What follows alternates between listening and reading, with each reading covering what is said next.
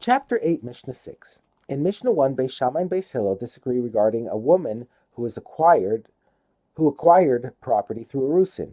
Beis Shammai permit her to sell it during Erusin because her husband does not yet have the right to eat its produce, but Beis Hillel forbid her to do so because she thereby prevents him from taking its produce in the future after Nisuyin.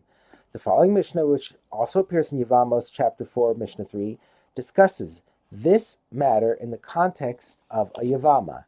If a Yavama acquires property, the Yavam has the right to eat its produce after he marries her with Yibum, just like any other husband does after Nisuyin. The Mishnah states the law where Yavama acquires property and wants to sell it before Yibum. If a woman awaiting Yibum inherited property, Beis Shammai and Beis Hillel agree that she may sell it or give it away while awaiting Yibum, and the transaction stands. We have learned that the laws of marriage involve several financial arrangements, some of which are recorded in the Kesubos document and some of which are not recorded. A.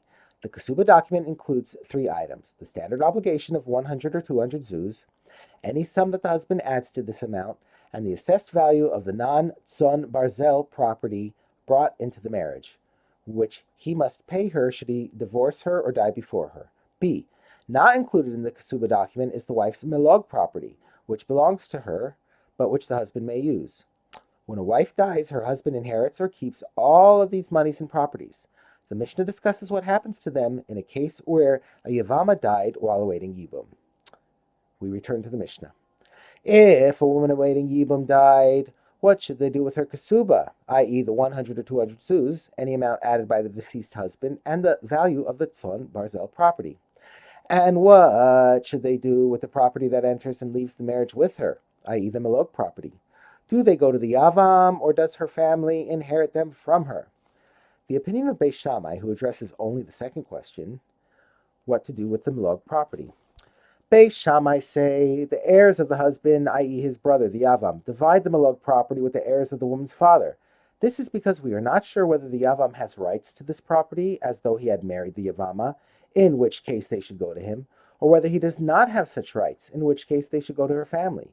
Since Beis Shammai are uncertain who inherits her, they rule that both sides, the Yavam and the father of the Yavama, or his heirs, divide the milog property equally. The opinion of Beis Hillel, who addresses both questions, what should be done with the Kesuba and Tzon barzel property, as well as what should be done with the milog property. But Beis Hillel say that Tzon barzel property remains under its previous status.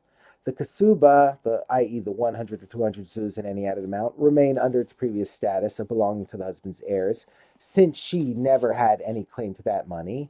And the property that enters and leaves the marriage with her, i.e. the milog property, is not divided as Beis Shammai said, but remains under its previous status of belonging to her father's heirs, because Beis Hillel hold that the Yavam certainly does not have rights to the Yavama's property.